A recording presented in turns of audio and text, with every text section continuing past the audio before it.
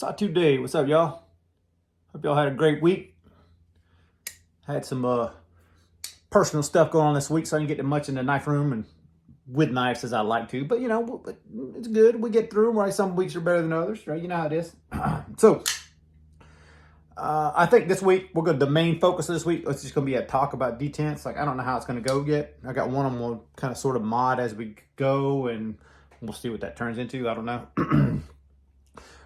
But earlier this week, I finished the knives, the two that I showed you from John, and I did the Formax and John Evans. I did those earlier this week, and I filmed this little insert that I'm about to put a splice in this video early in the morning. So forgive the energy level, forgive the marble mouth. Like it's just, it was 6 o'clock in the morning, actually probably 5 something in the morning.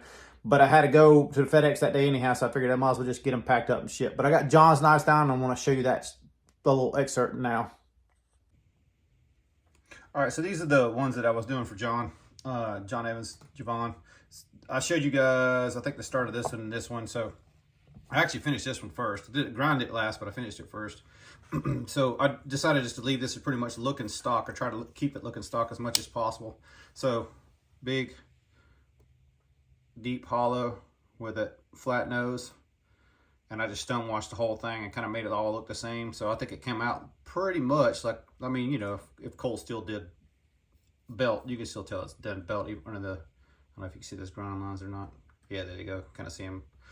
So you can still see that's belt. But if Cold Steel ever did belt, then it could be a factory looking blade, right? Looks like it's convincing enough that if you didn't know knives, you would think it was a factory blade. And that's kind of what I was going for in this one. And it really came out the way I liked it to. Like, I was debating on doing acid stone wash and then blasting all the hardware and all that and kind of make it more of a custom kind of a Formax. And I was like, I don't know. I kind of thinking about the end user and that sort of thing. And I think John would have appreciated that. But at the same time, I was like, I don't know. For whatever reason, it just kind of drew me back to like the factory look on this stone wash. So I left it like this. And I liked it so much, I decided to go ahead and do the same thing with this 8015. Only thing I did different on the 8015 is I did a sanding on the flats to get rid of that logo. You can kind of sort of see it peeking through right in there a little bit. It came through. It looked like with a natural eye you couldn't see it, and then after I stone washed it, it kind of made it a little shinier. But so same kind of thing here. You can see the belt on the hollow, the belt lines, and the flat nose. On both these noses, actually all three of these, I took it to a much finer grain. Actually, I did it with a much finer grain, so that's why you don't get that as much grain texture in that grind as you do on the nose. Anyway, deep hollow, flat. I already showed you the blade, so there's really nothing really to show about it other than it's all done and completed now. I think it looks good. I like the way it looks, so hopefully John's happy with this too. I like the 8015s. Just the action on these things is always weird for me. Like, I'm a frame lock guy. I think everybody knows that at this point. This one came out really well too. But interestingly enough, if you remember this is a 346, I believe. When it started, it had writing inside this, and it was black, and you can kind of sort of see in the end of those ball pockets how it's still black right there. Can you see that? Hopefully it comes out in video. So it was actually it wasn't acid etch, it was a coating that was on it. So when I dipped it, a lot of that black that was already on there just came right off. It's so weird because I couldn't really tell at first. It looked like it was two-tone, like this original factory style was going to be a little darker, and then I wiped it and it came off. It was weird looking. So anyway, it's other than those deep corners that are a little darker and some up here in the jimping that's a little darker, maybe a little bit at the tip, you can kind of see a little bit of that Tucson finish, but the rest of that's just my acid wash. The same thing, you already showed you the blade, deep hollow with the stouter tip. I think this one came out really nice. I like this one a lot. It's a little slimed up from oil and stuff because it's a D2 blade. So, but overall, like, I'm pretty happy with how all three of these came out. I did the same style on all three of them, which is just kind of sort of the nature of what John sent. I've tried to mix stuff up and do stuff differently, but sometimes it just calls for certain things. And all three of these were kind of sort of a beefier grind. So the way they came out now with the much slicier, thinner hollow grind with a flat tip. And if I didn't mention already, this is a 10-inch wheel. I did a 10-inch wheel with the Formax, and this is an 8-inch wheel. So they're all slightly different, even though they're similar grinds. Hope you enjoy them, John, and just want to show you guys real quick. All right. So hopefully John likes those knives. I mean, all those were super fun to do, and I guess at this point, like pretty much, I don't think I want to do any more fixed blades. I think I want to stick with folder stuff because they're definitely more interesting to me, and I'm learning more as I'm doing more of the folders. I still have the giveaway knife I need to finish that Will sent, or not Will sent, Cole sent, sorry. That Cole sent, that I did one like that for Will. I'll get that giveaway. Maybe we'll wait a little bit. Maybe it'd be like, I don't know, since it's almost November, maybe it'd be a Thanksgiving giveaway. I'll throw some more stuff in on or something. I don't know. Y'all let me know. I don't care. Like, but you know, like as it's for knife collecting wise, most of the aftermarket kind of starts selling knives around Christmas time and that sort of thing. But Billy kind of threw a challenge out from Apex Alchemy. Kind of put a challenge out that he's thinking about a no nothing November is what he said. Now his might differ a little bit from what mine is, because you know I think his was more of like he wanted to get stuck with a knife, learn a knife, become more proficient with that one particular knife. I got too much. I'm not carrying the same knife every day, man. But I can not buy knives for November, so that's why I thought, you know, that'd be a good challenge. Like I'm gonna try not to buy a knife for November, because you know, kind of needs to be done anyhow. Slow the roll a little bit, as you will. I know, like Steve Clare talked about doing it. I don't know if he ever did. Scotch the Thing Steve, he talked about doing it. I'm not sure if he's doing it or not. I mean, he was successful for a long period of time, but you know, he's kind of been on a little roll here lately. So we'll see. We'll see how that goes, man. And Plethora Blades is back. If y'all don't know who Plethora is, you should go check out. He got a new video, but he completely turned around what he likes in collecting, which is good. I'm glad he found what he liked in collecting and stuff like that. And I've gotten a couple from him. I think Steve's got one or two from him too in the past. Scotch and Thing Steve. Good dude. I'm glad to see him back on YouTube. Glad to see him kind of jump back into the whole collecting thing. And even if he is changing gears and stuff, it's still cool. You know, you don't have to be into the same kind of knives I am to be buddies with me. That's just how it rolls, right? Like, I'm just into what I'm into. I don't expect you to be. So, anywho, somebody that John knows, I believe, is sending me knives. Like, sorry, dude, I can't remember your name if you watch my videos. I'm not even sure if you do or not. But he was going to send some knives, but he's going to wait till like probably next week or the week after before he sends some. And I think John said he was going to send some more knives. I think Carco said he was going to send some more knives. So hopefully we'll have more knives soon to grind. As it is right now, I'm pretty much on my own. I might tinker with that Zermano XL tier that I showed you guys a while back, that it had kind of a dissimilar grind per side, but it came out all right. Like, it's okay. It's just bugging me. I think my skills are better than that, and I think I can go back and fix it, but I don't know until I jump on it. So I might try to do that. I don't know. Anyway, what I was trying to get at today is all the trades are complete at this point. So from Billy, I got the S30V sawtooth back, and the Hornsby 3V. This crazy little guy has completed that trade with Billy. And then from Aaron, I got my DSK sleeper back. We're gonna go over it in a second. So we're gonna do a deep talk about detents. I'm gonna try to draw some things that make more sense as we're talking about things, and then I'm gonna actually try to mod one when we're all kind of together, video wise, and then see if what I'm saying translates and makes sense. Okay, so I'm gonna go to a different camera view. All right, so I got three knives that I'm gonna probably break down. Well, I'm pretty much more or less gonna break them down in a second here. Not for the breakdown part of like I tear it down like I normally do, but more for the detent, learning detent, and just talking about detents. But as we're talking about it, I'm gonna talk about the three main sizes of detent. So hopefully y'all can read my chicken scratch and it makes sense to you, okay? So let's get something to point with here. There we go. All right. So I just drew these basically. I mean, obviously I'm not an artist, but this is basically a 16th detent ball or ceramic ball, or steel ball, whatever it could be.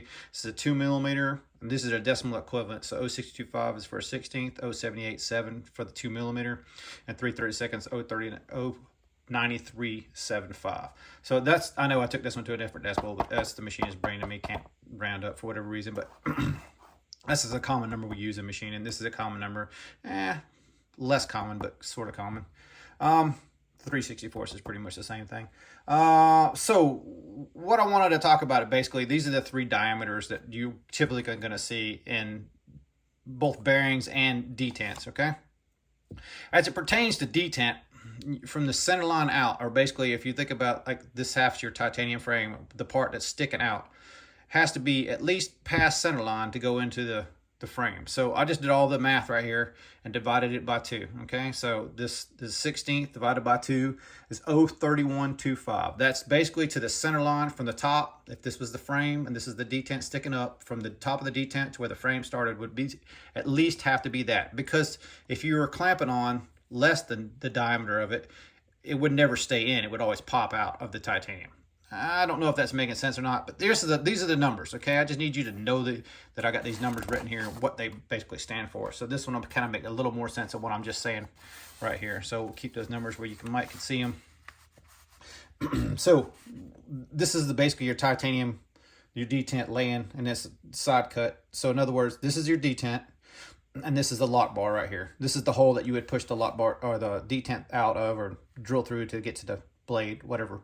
That's how they do it, lay it out. So what I did on this bottom drawing is basically showed you that from the center line of this detent, in other words, this is supposed to be symmetrical right here, so half the diameter is actually below the center line of this titanium. It has to be below because you have to have something to grip this, and then typically you'll see them come back and put a stake, like especially like customs and that sort of thing. I don't typically see that as much on the Japanese or the Chinese style, but they'll come in and put a stake, which is basically just taking a punch and you punch in the material and you roll some over the top to basically close that gap in. And they do, 2 or 3 around a detent, but that's typically how the detent is set right there.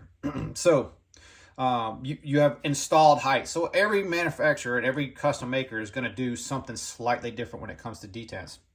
And how I mean that is everybody's got to figure out their own method of how it works. Like you can take this 0.62 ball, instead of having it sticking up, let's say you want to go a 1 thou below center line, or a thou and 2/10, 50 millionths below center line. You could just put this installed height at 0.30 and you're slightly below center line, just like I was talking about, like a thou and a little bit below center line. Or you could take it and go even further and just have, like, say 0.26 thou sticking up, so you're 5 or 6 thou below center line, depending on how you want to do it. And then typically in the blade, the other half of where the detent engages could vary in hole size depending on how much the detent sticking up. But ideally, from what I know, at least, I want whatever this dimension is here. So if this is below center line, this is obviously less than the half of the diameter because it's above it. I want that diameter in the blade stock. Hopefully that makes sense. Hopefully I didn't ramble too much to try to make that more complicated than it needs to be. I guess what I'm doing is pertaining to like how you machine just this side of it. You could do it with a square end mill and come in here and mill this pocket out. You could do it with a ball mill, which is going to follow the same arch as your detent or your detent ball size. Or you could do it with a reamer, which typically has a taper in to the ream size. So I've seen all 3 of these methods done in various different manufacturers. I didn't draw the ball milled one, but it's basically the same size as the ball. You're going to use a 3/32 ball to plunge in there and make that bottom match perfectly. So here's what the dilemma is.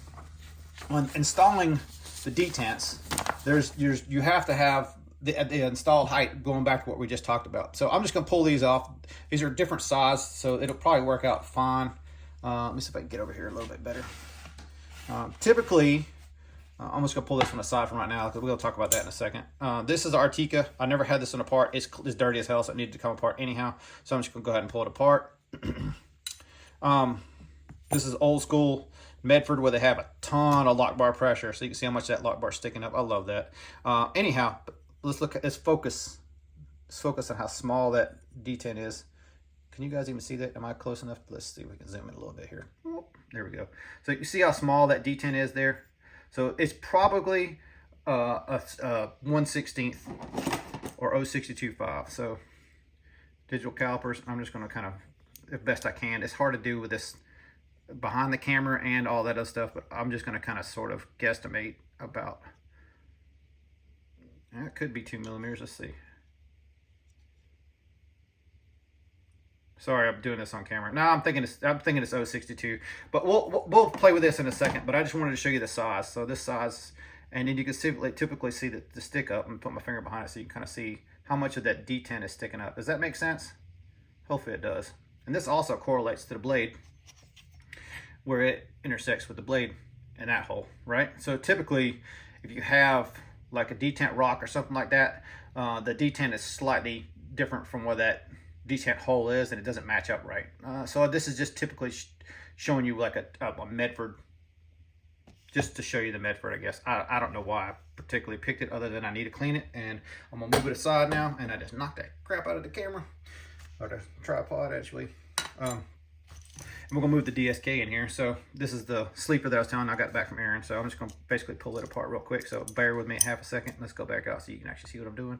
I'm just gonna take this apart real quick. If you've never seen one of these DSKs come apart, it's basically, they're almost all the same. He almost always uses this barrel type spacer instead of a back spacer, but his is their counterboard for the bolt heads, drilled through the little spacer. The spacer's turned, or however he does it, and then tapped on the backside. So once you get that spacer out, you can see there's not a whole lot rigidity wise holding it in. This one does have a hidden stop pin, so you'll see it in a minute. And this was Loctited pretty good, so you'll see all that stuff. All right, and we'll go over the bearings here in a second, so this will make sense even better. Dan uses a much bigger detent, so I'm gonna focus in again on the detent so we can see it, and I'm gonna try to bring the other one up here. So you can also see his stakes. You see the stakes right there, how he staked the detent in there. So this, you can see, sticks up way more than what the Medford is. I'm gonna try to grab that Medford if I can do it. Still keep you in focus. Sorry here. Let's see if we get them both in on frame. Can that make sense? You see the Medford in the back? This is the Medford here, and this is the DSK here. You see how much bigger that detent ball is? So why would you use a different size detents? Well, to me, it's strength of detent, but also because of the blade size. So typically, I don't think that Medford's detents feel as good as DSKs. Let me go back out. Sorry about that randomness. But typically, I don't think that Medford's detents feels as good as DSKs. Okay, so we're just going to kind of sort of leave that alone for there, because everybody's going to have a different opinion on that, and your opinion is yours. I'm not trying to sway you one way or the other as to what size detent needs to be and whatever, but we're kind of getting more into like knife making stuff almost at this point. But I'm just going to go over this briefly, okay? Because the reason I want this DSK broke down is the detent on this sleeper does not feel as good as his other detents, and you can see the amount of stakes and stuff in it. I'm typically guessing, because Dan does all this stuff by hand, I'm guessing that there may have been a slightly oversized hole or whatever the case may be, and it may not be anything, it may be nothing. But we're gonna go back to this drawing here a second ago that we did a minute ago, and Dan's are 0.375. That's the diameter, so divided by 2, 0.469. So we're typically looking at Dan's install height as generally like 45, 46 thousandths. So as I'm gonna try to reach around here, and hopefully this will be in camera, and I'm just doing it this way just to see what it is. Let's do it this way. The installed height. So hopefully you can see what I'm doing here. I just took my calipers and I'm checking. Let me see if I can get on camera. There you go. I'm checking the height between the titanium and the top of that ball to see what it's going to be. And you can see that one is 0.38. So it's below. Let me go back out. Sorry. This detent is in the titanium too much. It needs to come out about 7 thou to 8 thou to be a perfect detent. And I can always tell DSKs because some have real good detents and some don't. So we're going to try to fix this real quick. So hang on a second and I'll try to do some work and we'll see if we can't fix it.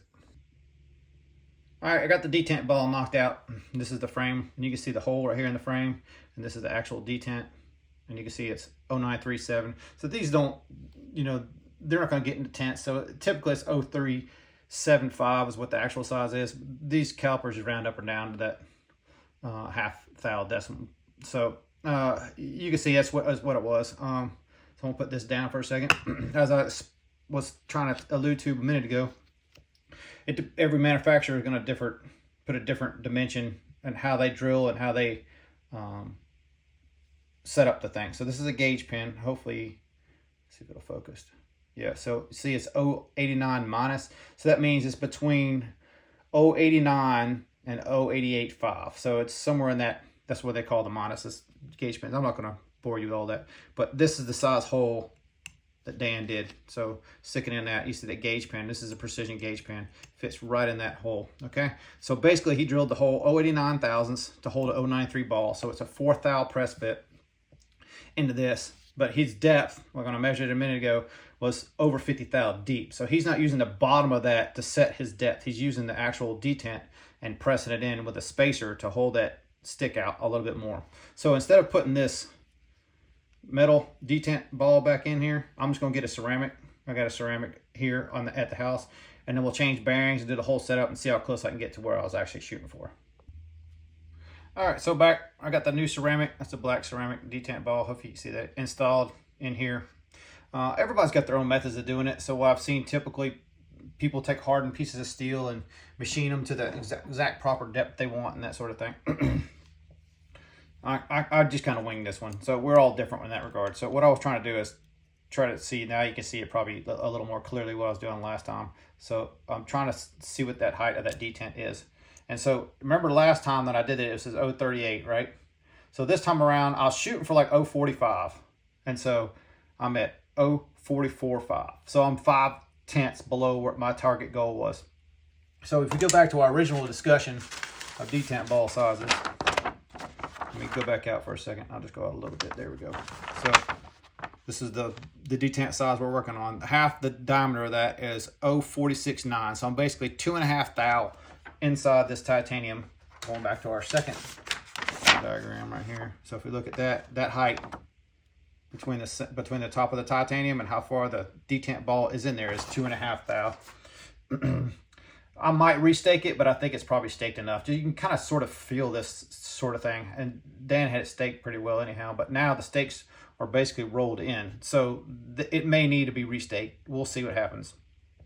All right, so that takes care of that detent for this particular one. I'm gonna put it back together and see if it makes a difference while I'm doing it. These are the stock, typical bearings that come with DSKs. I typically use Gillians. Everybody taught skiffs, so I try to skiffs this time around. We'll see how that goes. Put it back together, do a recap. I thought of one more thing right here for a second. So before I put it back together, I just want to do a brief discussion of these bearings. So the reason I bring this up is you can see the track in the, I'm just gonna use this in this. So you can see this track and this side of the frame. So if this was all bumpy like someone had over tightened it and they dimpled the bearing track, this is one way you can kind of sort of change that. So you can count the amount of balls and then sort of do the math, or you can kind of guesstimate in center line to center line. So if you look at center of that detent to center of the detent, opposite side of it. So if it works out symmetrically, it's better. And then kind of sort of do the same thing from here. The center line of those bearings is slightly different on the skiffs, which means that track is going to be slightly bigger or slightly smaller depending on what bearings you select compared to what's in there. So that's one way to get away with it if you have bearing damage on your titanium frame. The American style don't use the washer inside. So it's a different way of thinking about how to refix a knife. I guess this is what I'm trying to get at. I just wanted to mention that here because this has been something that helped me solve a knife problem in the past. All right, so all back together and running now. It's not a huge improvement, but it's definitely an improvement. So this is one way to kind of dial your detents in a little better. Obviously, the bearing's got to break in. I don't think that the detent track needs to break itself in, but you can see now it's snappier than it was. Well, I didn't really demo it before, but you can take my word for it that it's snappier now than it was. It'll break in, become more drop, but definitely a way to see an improvement in that one. So I just typically wanted to kind of, or not typically, I just generally wanted to kind of go over that mod. It's something I do to most of my DSKs is to remove that ceramic, or move that steel, the steel detent and put the ceramic in there. Now, I told you guys last week I was going to talk about the rolling detent. This is the Hoback rolling detent. In case you've never seen it, I'm going to go ahead and zoom in real quick so I can explain it a little better. So this is basically a set screw with a ball on the top, but this ball does move. It's you can feel it move. Kind of go back to our previous discussion. You can only get, focus here. There you go. You can only get from the top of this ball to the side of that screw detent. You can't get any more detent than that. So that this screw, being able to screw in and out of the titanium frame, does nothing. Once you get to maximum detent, that's all you have is the detent. So this is why I think that the Hoback rolling detent used on this heater is kind of more hokey pokey than anything else. Like, you can only get what you can get. So after that, you can actually physically see it too. I'm gonna screw it in here and see if you can actually see it. So I want you to watch the lock bar as a relation to the frame right there. Let's see if I can hold it in a way that with the Allen wrench in it. Sorry, this is about monkey fucking football here. As I'm tightening it, you see the frame just rise up. you're not gaining any more detent, you're just rising the frame up. So you can pretty much run it till it hits. Once it's hit, that's it. That's all you're getting. So hold back rolling detent, debunked right there. So that's my opinion about the detent anyhow. I know it makes a slight difference in feel, but that's basically I don't know. It's not as crisp, not as clean as a regular detent to me. So I'm all about regular detents. All right.